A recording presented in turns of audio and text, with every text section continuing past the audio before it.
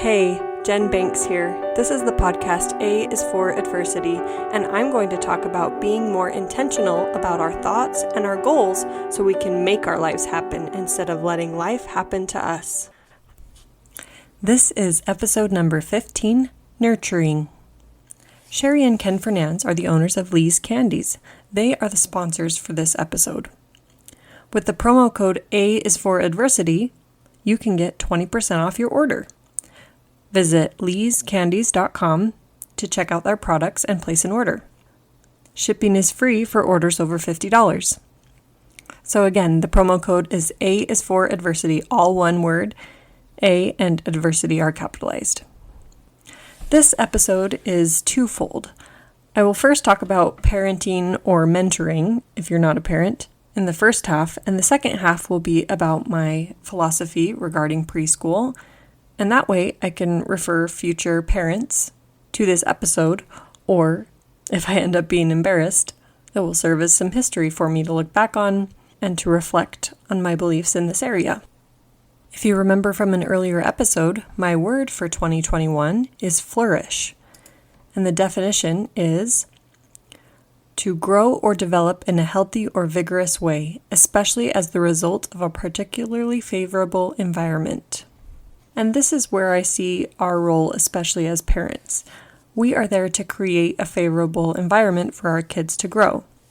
Sort of that nature versus nurture aspect. We can't control the way our kids turn out, but we can control, at least in part, the environment they grow up in. In the Bible dictionary, it says, only the home can compare to the temple in sacredness. It is our responsibility to try as best as we can to make our home a refuge, a safe place where children can ask questions and learn and develop without fear of judgment or shame and blame. I think many of us know, at least at a surface level, that everyone has agency, but it's kind of hard to see that with our own children. With the best of intentions, we hope for them to turn out in a certain way.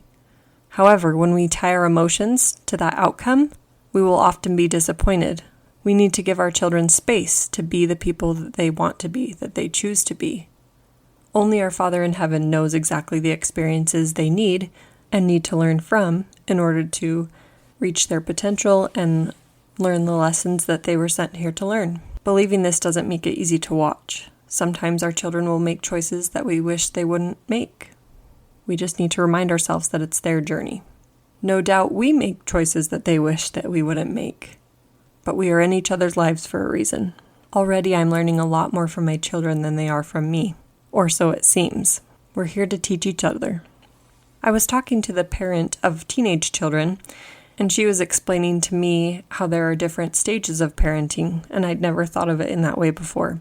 She feels like she's in the thick of emotional parenting, trying to give her children advice and set boundaries, teach them morals. I can imagine that gets exhausting emotionally. She observes that I'm in the physical stage of parenting. My children are very young, and there's a lot of physically demanding work. Changing diapers, preparing food, carrying, dragging, helping, lifting, those sorts of tasks. I'm getting little glimpses of emotional parenting as my older child is old enough to argue back and push buttons and all that fun stuff. There are hard things and great things in every stage. An account that I follow on Instagram is The Common Wild. She posts very relatable aspects of motherhood. It's reassuring to know that we are not alone in our motherhood or parenthood or mentoringhood journey, especially if you're a teacher in some capacity. Many of her posts are relatable. She also has a book where you can see her cartoons in print form. Many years ago, before I was even a mother, I heard this story called The Invisible Mom. And regardless of what stage you're at, I encourage you to look it up and read it. I will summarize it in part. There is a mother who feels like she's working incredibly hard, but her children don't notice. Sound relatable? Nobody seems to notice what we do until we don't do it. She's very discouraged and is lamenting to her friend one day, and her friend shares an experience that she had on a recent vacation she went on. She was touring ancient cathedrals And in one specific place, they were renovating it, and a worker was carving a beam. This beam was to go in the very highest spot of the cathedral, many, many feet above visitors' heads. She asked the worker why he was spending so much time on it and giving it such attention to detail when nobody would see it. He responded, "Because God sees." This is true in many aspects of our life, and especially parenting. Our kids may not notice or remember what we do for them, but God sees and notices our efforts. He appreciates us. We are His partners, or rather, He is our partner in parenthood. Ever since I began listening to Jody Moore, I've been striving to discipline without raising my voice. There's a quote by Peggy O'Mara that says, "The way we talk to our children becomes their inner voice." I feel like discipline goes a lot more smoothly when we don't raise our voices, although there is a time and a place for that as well, when something could be harmful or potentially dangerous. David O. McKay says there should be no yelling in the home unless there is a fire. If your spouse's version of parenting is different than your own, there is no need to worry. Your child needs both kinds of parents, and if you think your way of parenting is the best, well, good news. Your children have you, but you're only half of the team. Your children need your spouse too. And if you're a single mother or father, props to you. They need that situation as well. Whatever your family situation looks like, God is aware of you, and there are tools and resources out there to help. Lean on them and don't get discouraged. Things will work out.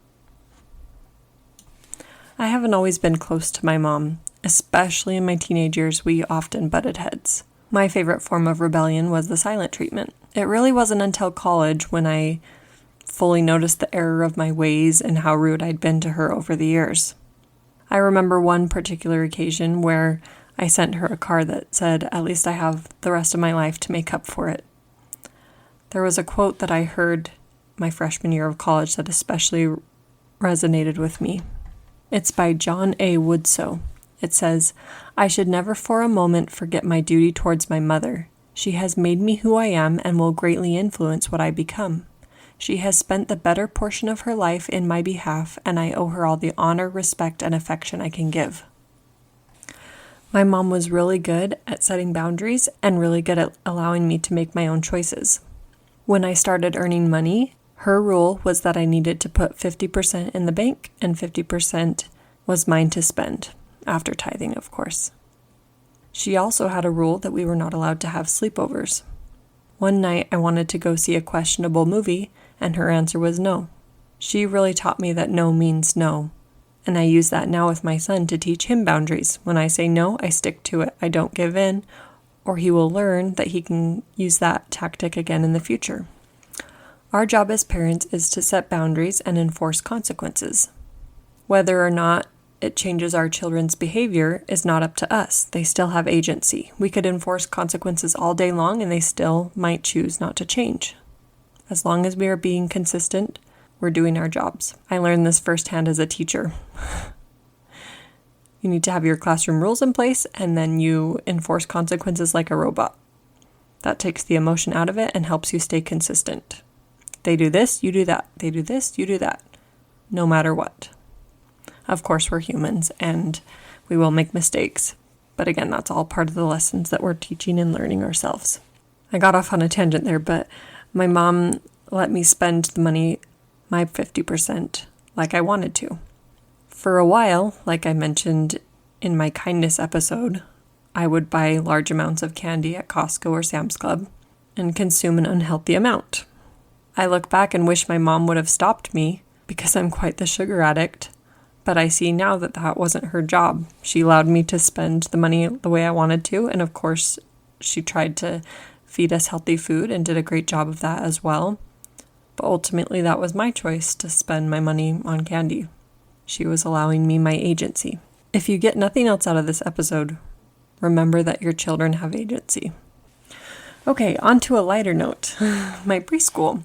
Are you tired of hearing me talk about it yet? I have an ongoing inconsistent blog. I update it about every other year.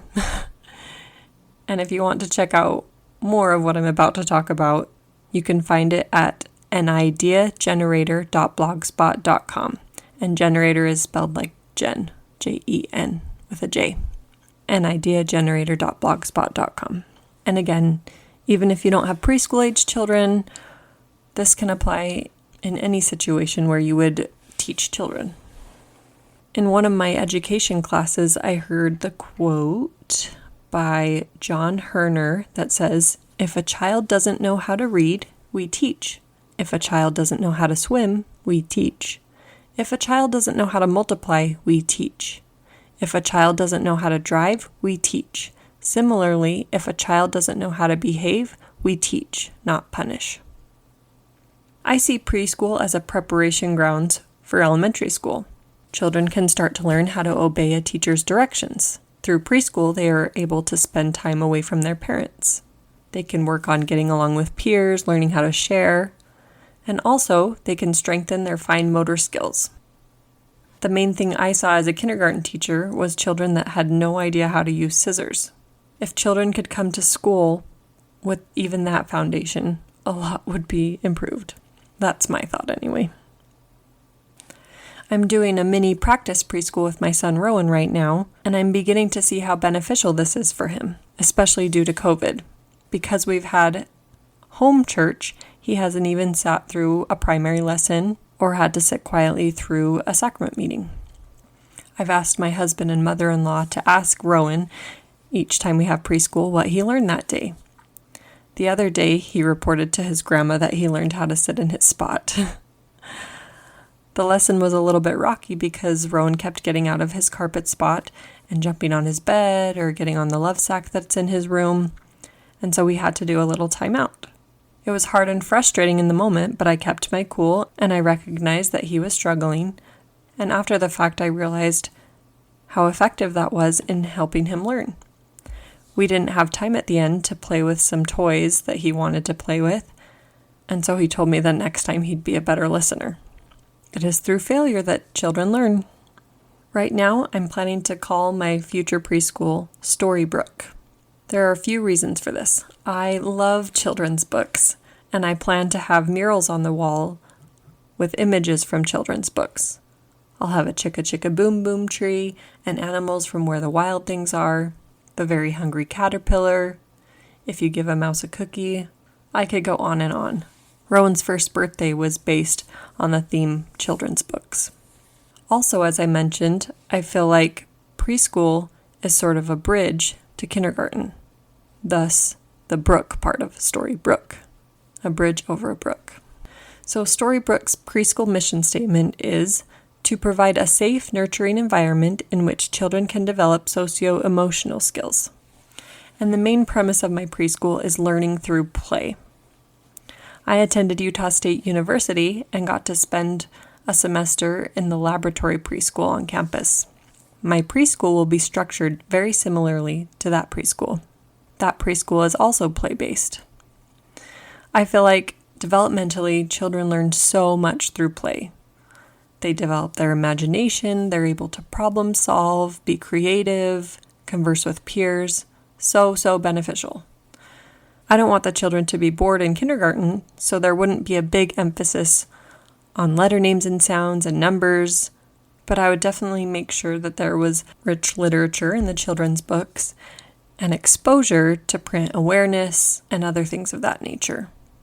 To me, preschool is very different than daycare. Preschool is a short, concentrated time where children play, learn a little lesson, have a snack, again, spend some time away from parents, and then go home. It's just a little taste of what is to come.